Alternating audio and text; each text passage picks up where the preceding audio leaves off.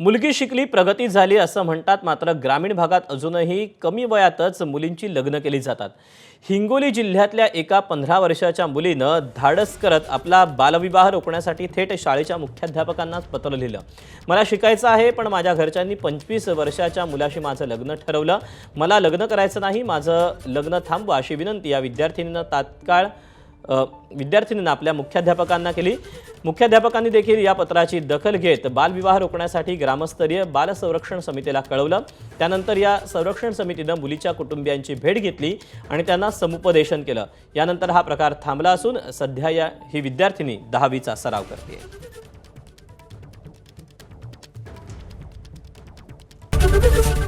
ABP माझा, उघडा डोळे बघा नीट।